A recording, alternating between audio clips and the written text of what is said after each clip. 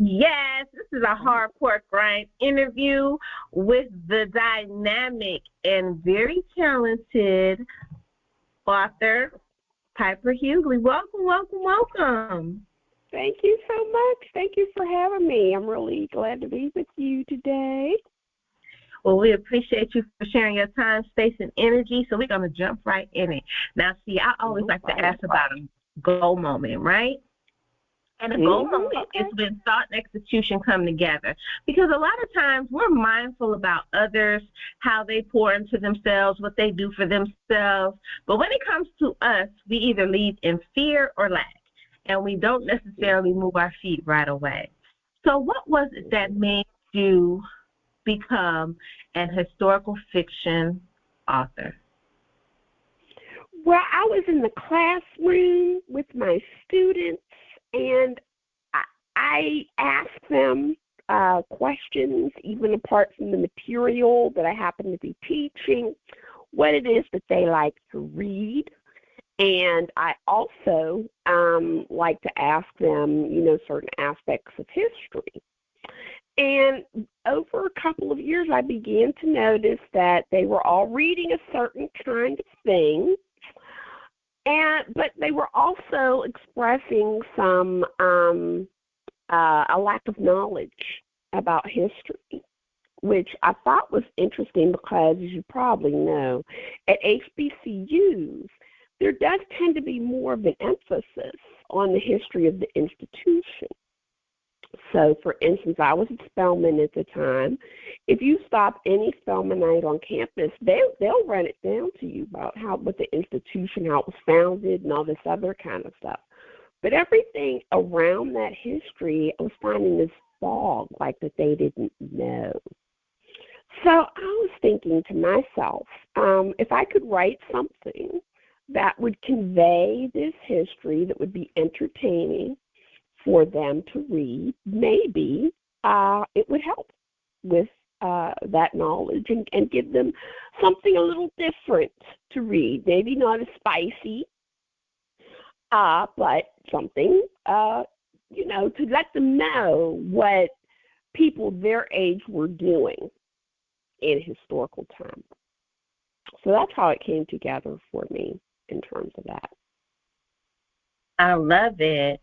Now, a Black woman that can write is powerful. What does that power mean to you?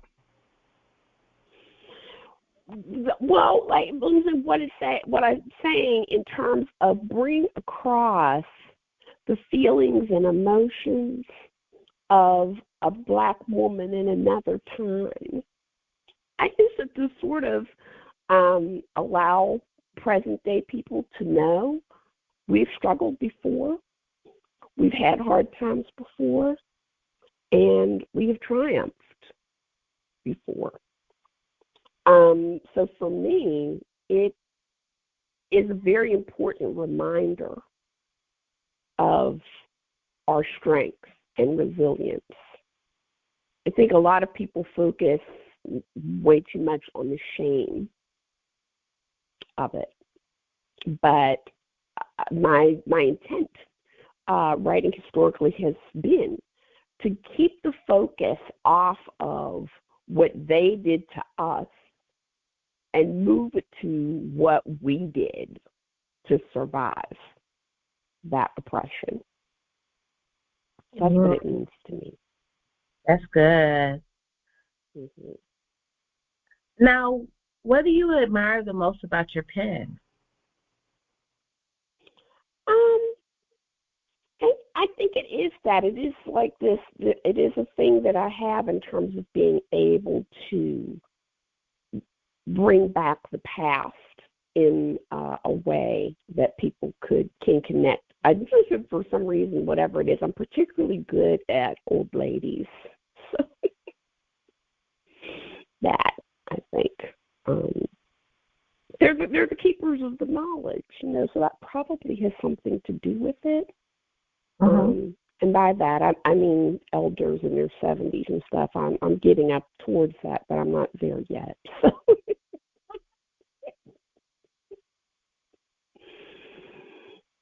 So Now, how does your passion and your creativity flow? Because you don't write in present time. And so you always have to, do you preset who you're going to write about next? What was that process? Well, it is a process, and it is a process in terms of thinking about what, if I'm looking at a particular real person, are there life events that would make for a good narrative or growth arc structure? Not because life is more episodic in nature, so it can't be that in terms of thinking about what it is to create a narrative. So does someone have those kinds of dramatic life events that would make for a good narrative? And not everyone does.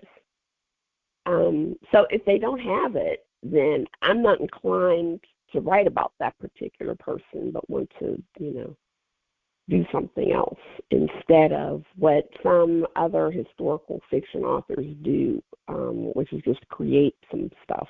So, I mean, you're either going to have a situation like I had in my 2 historical romance series where you're going to have fictitious characters against the historical backdrop, or you have, as I have in my 2 biographical historical fictions, the real lives in a real circumstance, and connecting those events by way of imagined or fictitious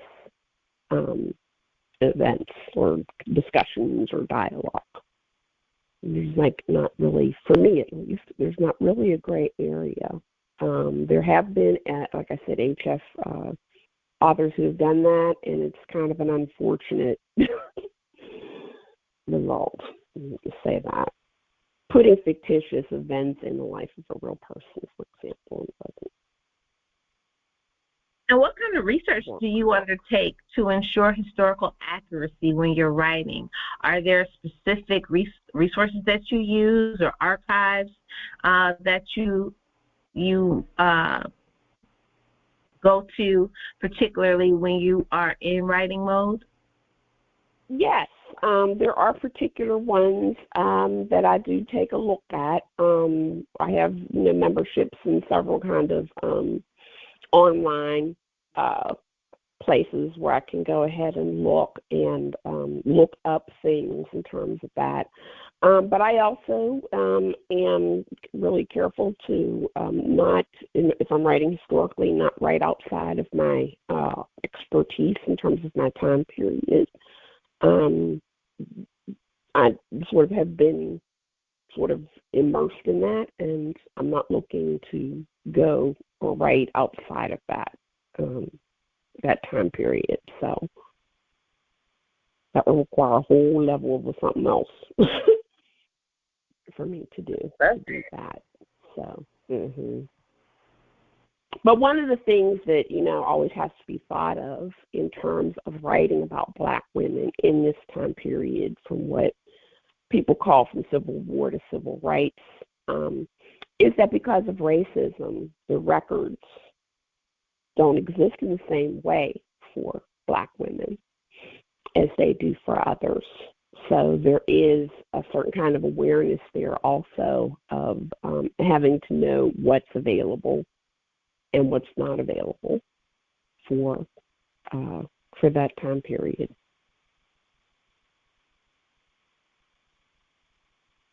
Okay. Now, we're going to go back, because when you decided to pitch your work, what made you decide to go the traditional route in doing your books? Or did you do hybrid? Did you start out and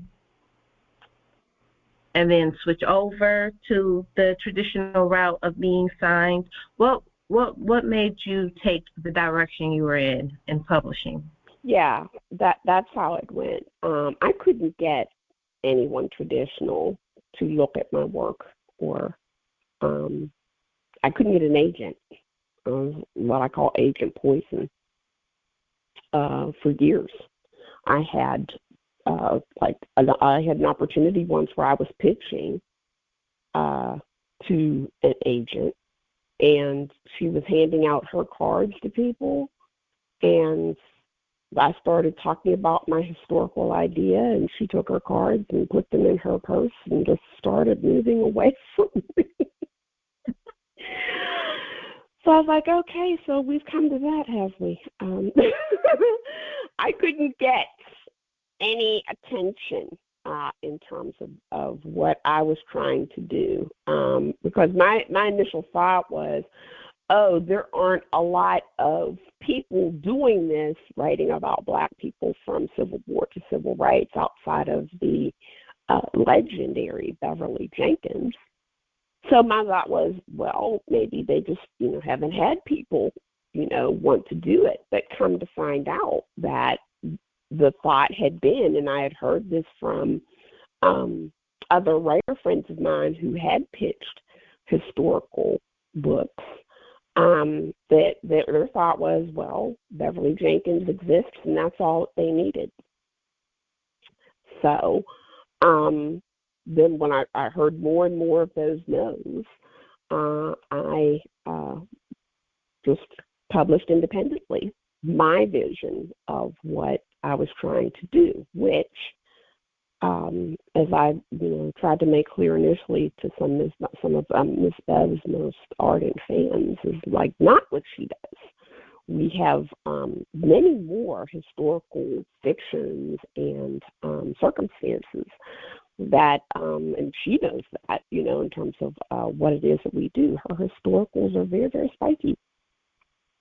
And I decided to go 180 degrees in the other direction in terms of that, and to focus. This is what I said. I'm trying to do everything she was not doing. I did not want people to think I was trying to mimic her in some way. So, yeah, my stuff is very tame. The culmination of those historical romance series is the kiss, right? And when you're holding hands, woo-woo, that's a big deal, right? You be thinking about, Miss Bev's story starting out on an orgasm. No, that's not me. So,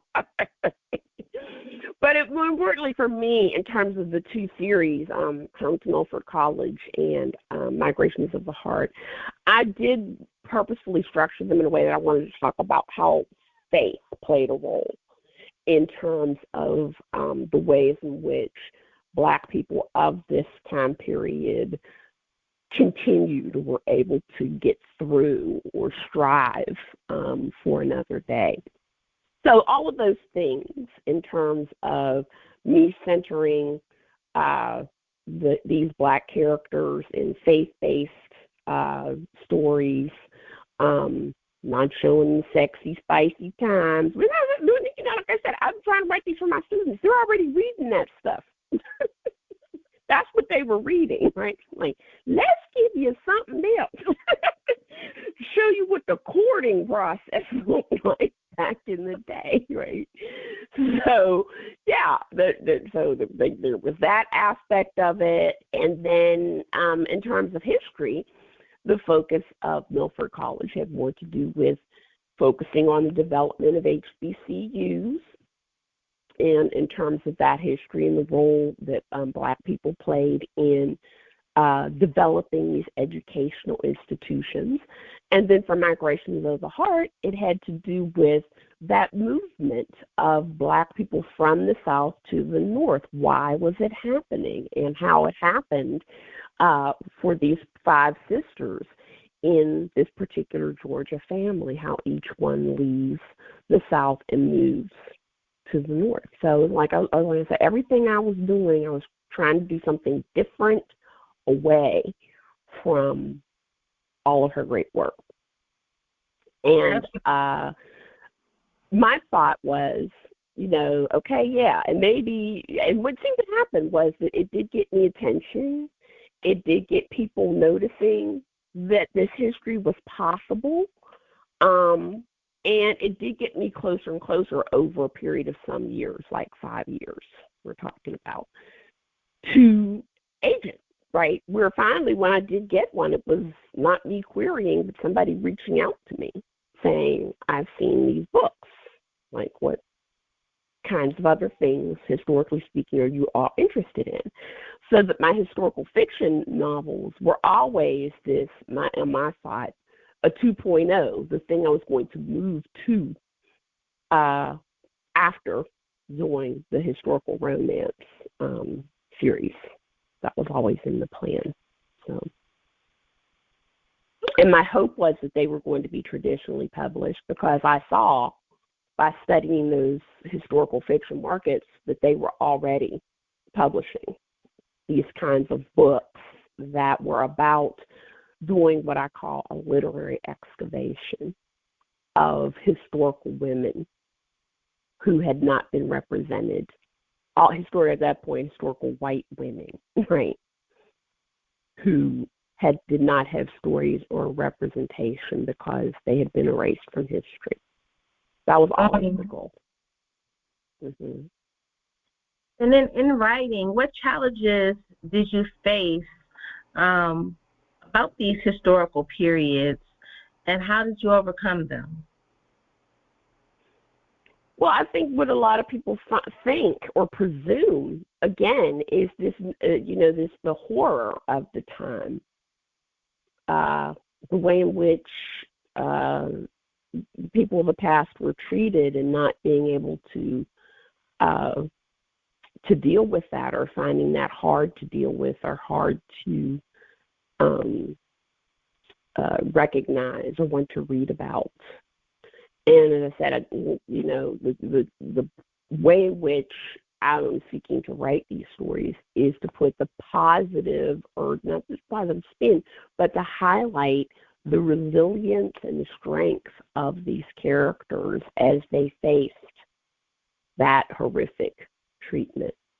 It's a lesson that I feel we should be taking from people of the past as we face in our modern times this increasing tendency of people to ignore our humanity and treat it as if our humanity is dispensable in some way. We need to know what it is that people in the past did to maintain their knowledge and their sense of their own humanity in the face of those horrors.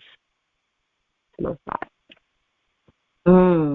Now, your most current book that you released is American Daughters. Can you share inspiration behind this book, and what motivated you to write this particular story? I've been working on textbooks, novels about the Washington family for a very long time.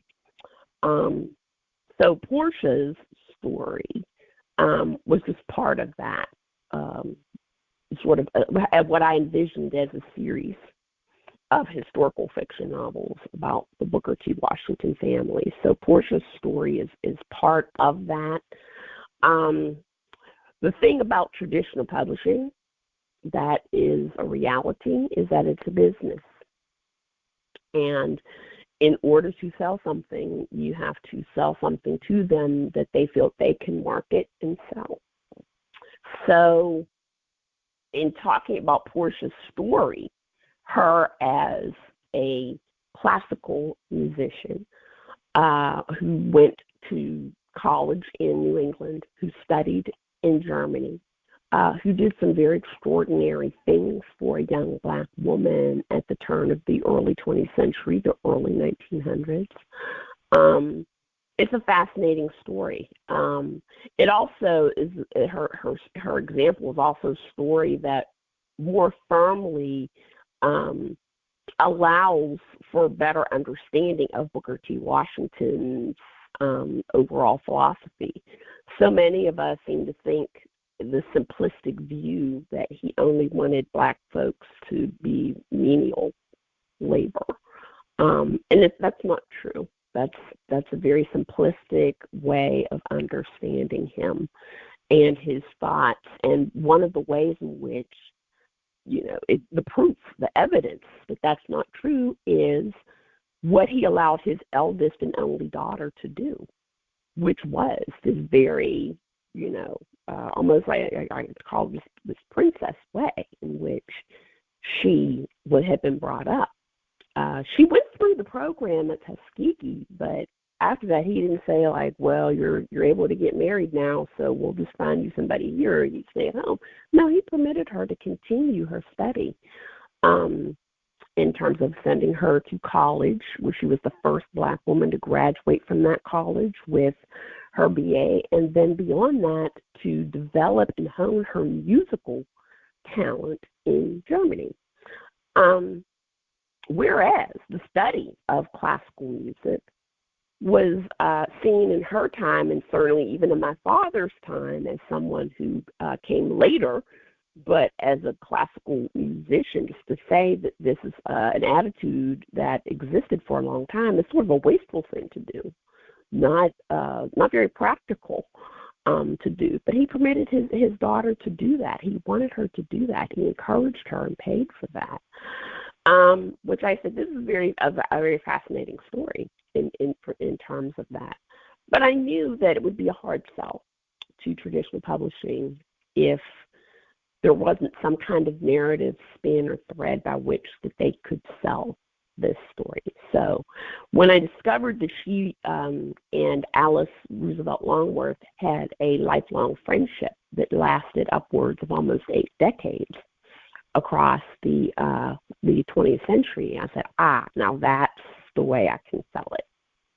Telling the story of one white princess and one Black princess juxtaposed in terms of their lives. What did their lives like looking at to be daughters of great men, wives to men who were also very skilled and had high-flying jobs, but were also very troubled men, being what their lives were like being mothers after they both lost their mothers at tragically early ages, and how they each find their way to themselves, their own liberation.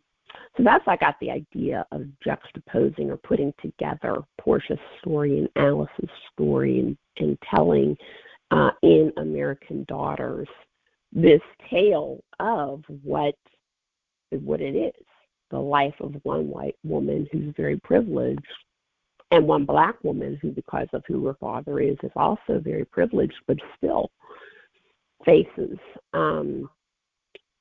certain aspects of her life in terms of racism and sexism, but on a level is freer than the white woman to study what she wants to study to fulfill her own purpose. A thing that I think surprises a lot of people in terms of talking about women's choices, etc., at this particular point in time, but it's true. Awesome. Now, how do you want your readers to be impacted from the books that you write? Well, the way I want to impact it is to have more of a sense and awareness of what it is that Black women go through in terms of their life, and of their more full sense of the inner life and how it is that someone who faces the intersectionality of racism and sexism chooses to navigate that path in a society that posts a lot of obstacles or says no.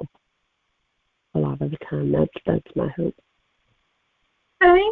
And what do you want African American authors to gain from your legacy? Oh, should they? Oh, okay. I don't know. Well, actually, I think it is something that's already happening, and that is we should not be afraid or ashamed or cowed to write about history.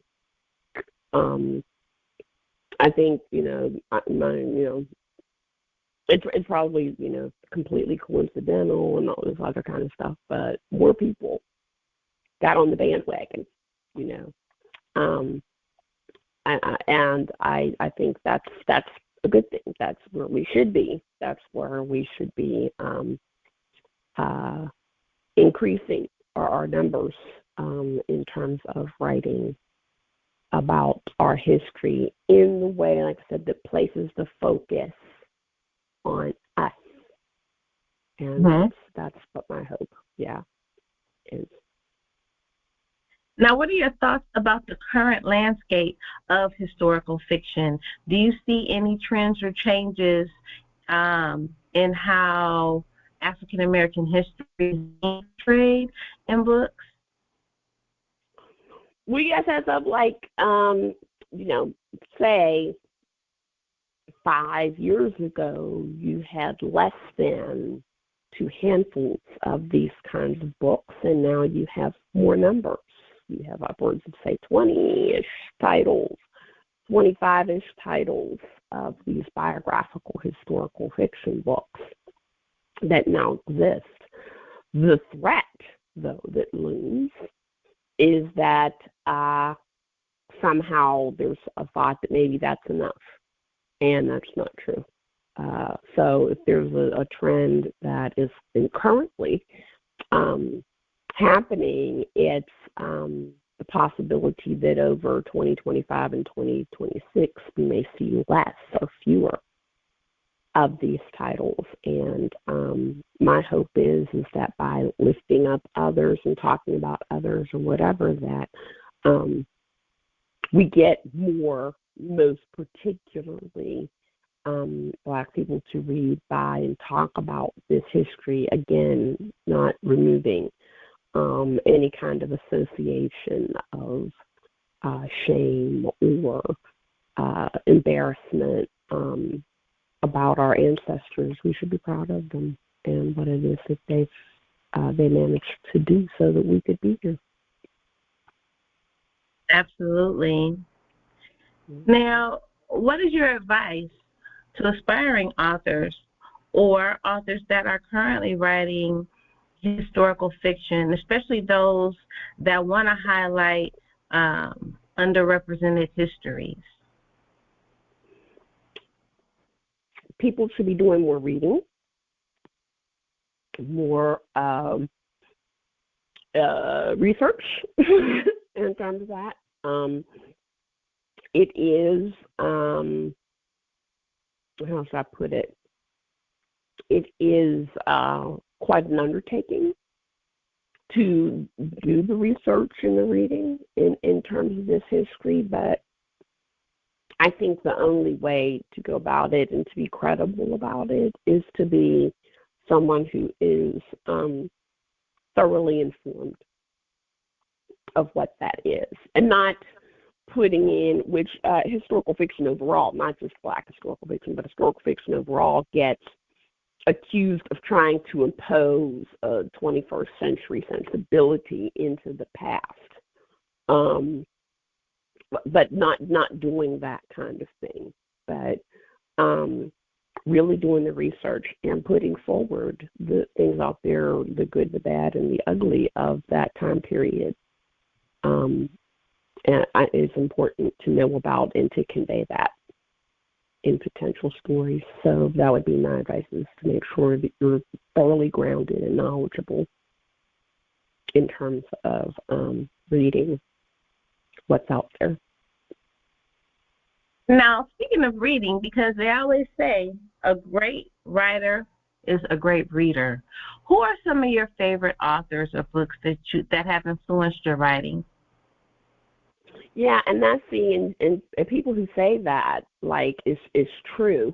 But all too often what I've heard, and the reason why I just said what I said, is some other authors come up, they don't have time to read, and I don't understand how that is. I just wanted to, maybe just make a more blanket explanation about why I said what I just said now. That can't be. The reading is part of the job in terms of that. So in terms of my particular approach, who has informed it, that would be several authors who I feel like laid a foundation for this kind of Black historical fiction. Jewel Parker Rhodes, Tanana Reeve Dew, and Alice Walker, in terms of her essays and her musings in Search of Our Mother's Gardens, in terms of thinking about Black women of the past. Those three. Matter of fact, this would throw Octavia Butler's Kindred in there too, in terms of what has informed my particular approach about the way I write about these Black women. Absolutely. And if you could travel back into historical period, which one would you choose to travel to and why? Yeah, see, that's the thing. I know far too much about history to want to do that. Always is my answer. No, thank you. I'm perfectly happy to stay in 2024. Even with everything no. Yeah, we should know about it, but I'm not saying we need to go there. Yeah. No, thank you. I like air conditioning and DoorDash and all that. And cell phones and the internet. Okay, so that's one of the drawbacks about like all of the historical knowledge. It's like, man, they had it rough. Okay. Rough. But what if Booker T. Washington was able to travel to our time? What do you think he would experience? And how would he feel? Yeah, I think, you know what, if he were to come to 2024, he'd be like, yeah, I told y'all. See? Because I think there is this growing understanding now of this aspect of, and I can say this as a professor, not everybody should be in college. There's nothing wrong with like learning a trade and making your living and good money in that way. We don't do enough of making sure that our children have a certain kind of understanding about that. And I see this on the front lines as a professor. A lot of angst, spent money of people who are in college who might have been happier elsewhere. And I think he would have said to me, it's a little more complex than like what Du Bois said. But if he were to be on the campus of Clark Atlanta, he'd be like, whoa, y'all really like that dude. He's like a ghost on that campus. It's like because he taught there, you know, so like statues here, posters there, like. So yeah, I think if he were at Tuskegee, I think he would be pleasantly surprised, though, in terms of what it's become. It really has grown and changed with the times in terms of that. Yeah.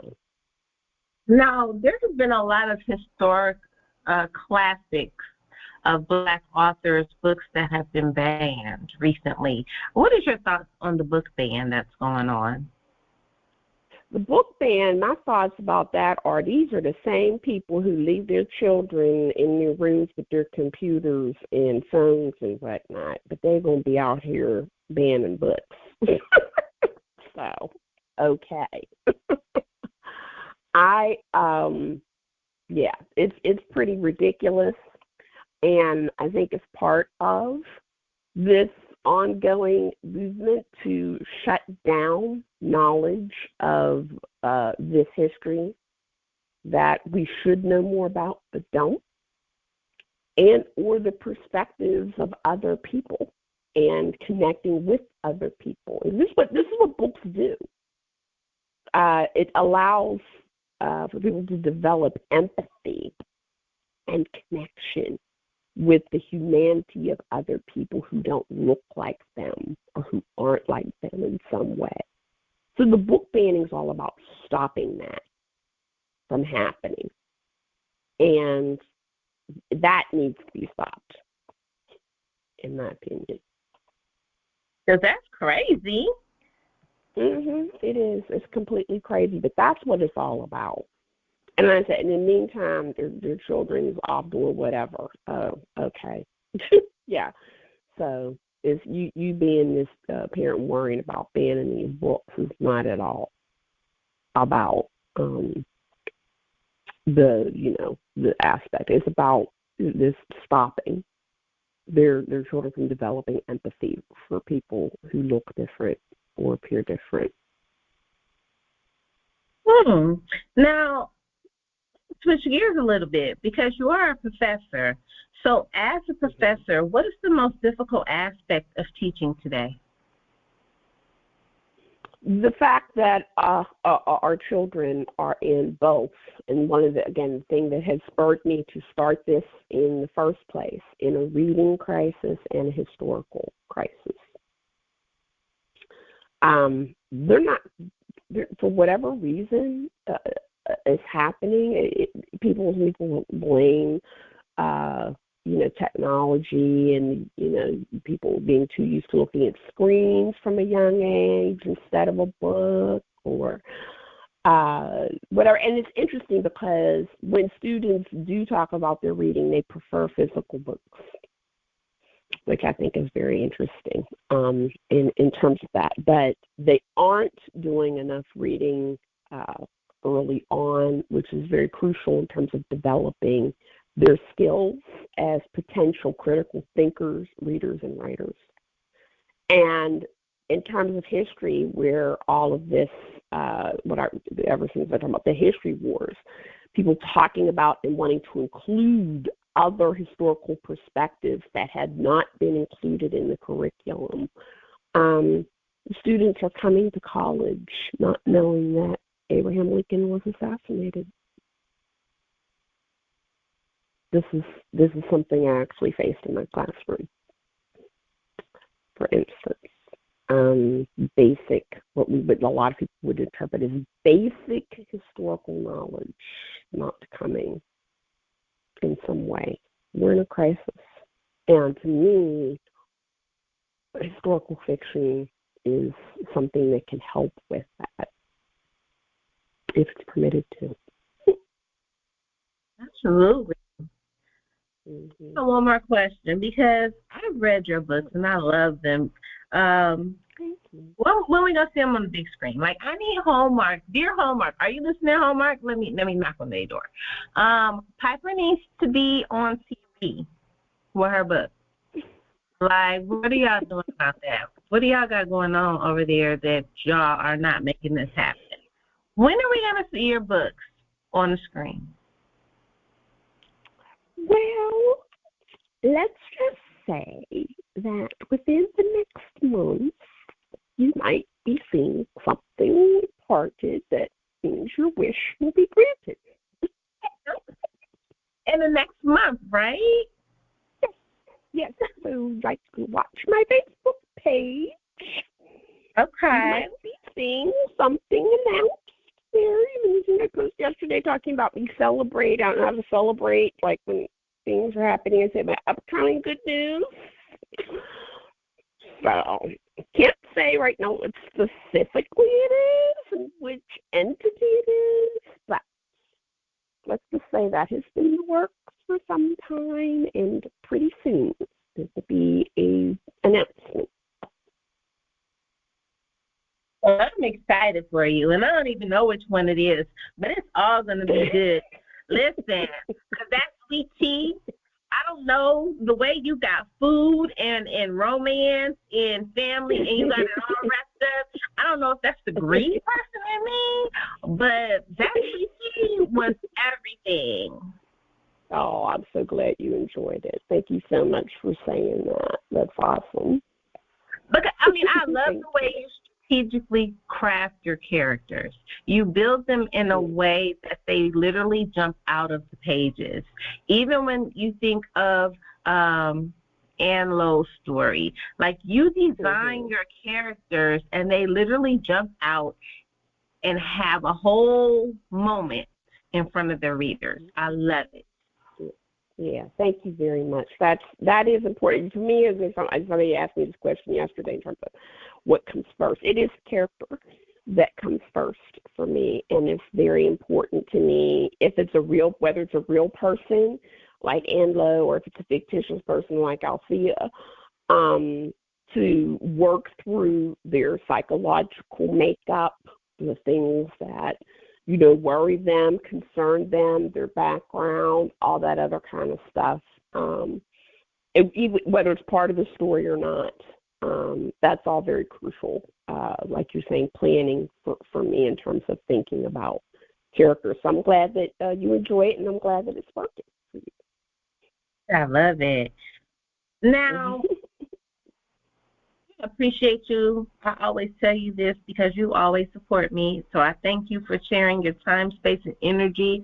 I want you to shout out all your social media so that people can be on site when you make this here announcement, and any events that you have coming up where they can come and speak with you, any projects that we should be looking out for. Well, I'm working on my next fictitious project, and I'm hopeful that it will see the light of day. As I had earlier talked about, some people are starting to think a certain kind of way about Black women's historical fiction, but I got some other Black women on deck that I would love to write about, so I'm going to lift that up, and hopefully folks will keep that in their minds and hearts as I continue to press traditional fiction publishing, that these books need to be out in the world. What else? I'm going to be at your event coming up in August, right? Yes, you will be at Book Bougie Shop and Read here in Conyers, Georgia. Book Bougie Shop and Read. Yes, I'm looking forward to doing that in August. And like I said, I'm really this summer kind of taking it easy per se in terms of that. So that event is kind of like my big event of the summer, if you will. And on social media, you can always find me at Piper G. Huguley on Facebook, Piper_Huguley on Insta. And for those of us who are still dealing with Twitter, I don't care what they call it, it's at Piper Huguley on that platform. So. She said when they get their life over there, I'm over there too. That part. We still over there doing it. I don't care what he call it. Well, thank you so much. With all the Black people. Thank you so much for having me. Thank you so very much. And I will see you soon. And